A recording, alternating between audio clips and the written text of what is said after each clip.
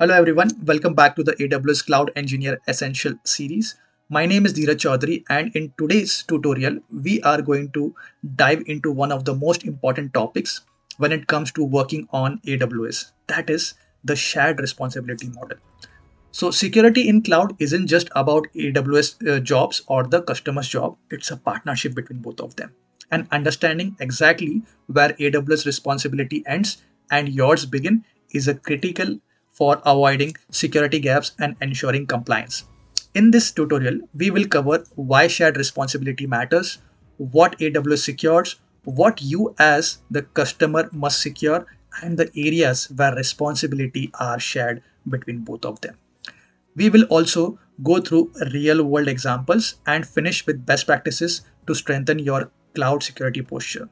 So let's get started by looking at why shared responsibility matters. So the shared responsibility model is built on the idea of a partnership. AWS is responsible for securing the cloud itself, while customers are responsible for securing what they put inside the cloud. By defining clear boundaries, the model eliminates confusion about who is accountable for what. This clarity prevents misunderstanding and avoids critical gap in the security. It's also essential for compliance. Many organizations must meet strict industry standards like ISO, SOC, or HIPAA. The shared responsibility framework helps align with those requirements. Finally, this model serves as the foundation of AWS security approach. Every service, every feature, and every certification is built around this principle. So now let's break down exactly what AWS is responsible for. Let's look at the areas where AWS takes full responsibility. First is physical security.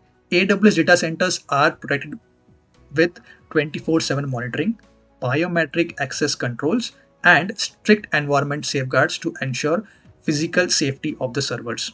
Next is infrastructure. AWS is responsible for maintaining and securing the global infrastructure. This includes hardware, networking, and the underlying system that powers your AWS services that you're using. Then we have managed services. For example, AWS ensures Amazon S3 maintains durability of your objects and Amazon RDS database receives patches for the underlying software. This is what managed services are. And finally, the certification. AWS obtains and maintains compliance certifications like ISO, SOC, PCI, and HIPAA, giving customers assurance that the platform meets the global security standards. In short, AWS is responsible for security of the cloud, everything that runs underneath the services you use. Now let's look at the customer side of the shared responsibility model, that is us. So you or we are responsible for securing our data and application.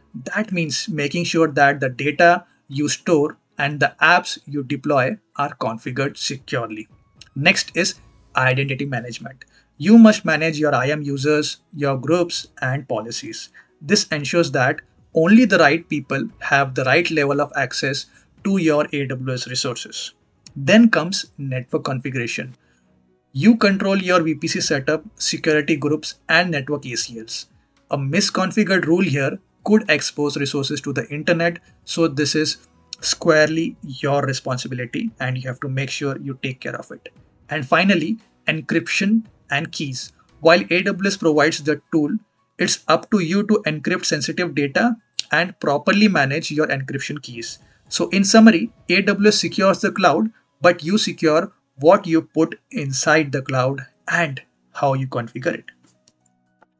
So, now let's talk about some shared responsibility. Okay, so some responsibilities don't fall entirely on AWS or the customer, they are shared between both of them. First, the operating system patching. If you are running an EC2 instance, you are responsible for patching the operating system. But for managed services like RDS, AWS handles the patching for you. You don't have to do it, you just have to tell them that what is the maintenance window that you prefer and it will run automatically for you. Second, application security. AWS provides the secure infrastructure, but customer must build and configure their application securely. So both sides play a role over here. So it is providing physical security to your infrastructure, and you have to provide, you have to secure the workload that you are putting onto AWS Cloud. Third, logging and monitoring. AWS gives you the tools like CloudTrail, CloudWatch, and GuardDuty, but it's your job to enable, configure, and monitor them for your specific environment so you can hold on the security breaches which are going to happen. Finally, backup and recovery.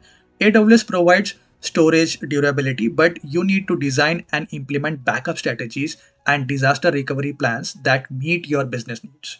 So, the rule of the thumb here is AWS provides the secure foundation, and you must use it correctly to achieve end to end security for your application or workload. So, next, let's bring this to life with some real life example to understand how it works.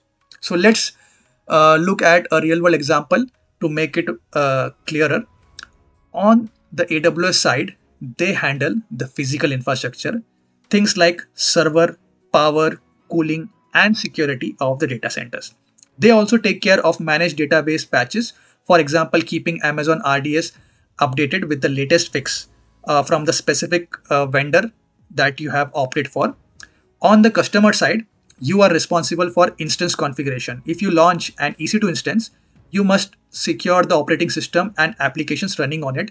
Similarly, you must manage database access control. This means setting up user permission, encrypting sensitive data, and ensuring only the right people can access the database. These examples highlight the boundaries of responsibility, ensuring that nothing falls through the crack. And let's wrap this up with some best practices. To strengthen your security in cloud, always follow these best practices. First, least privilege access. When creating an IAM policy, only grant minimum permissions user need to perform their job. This reduces the risk of accidental or malicious misuse. Second, data encryption. Encrypt sensitive data both at rest as well as in transit. Use AWS Key Management Service or other encryption tools to ensure your data is protected at every stage. Third, security monitoring.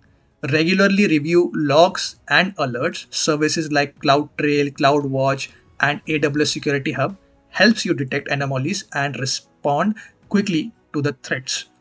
And fourth, multi-factor authentication.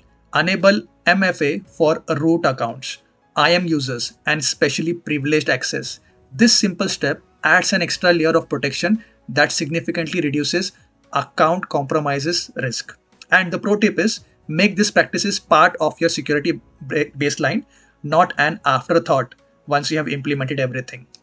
While implementing and before implementing, you should make sure that these are all the checkbox that you have to click while you are hosting your application or creating your environment.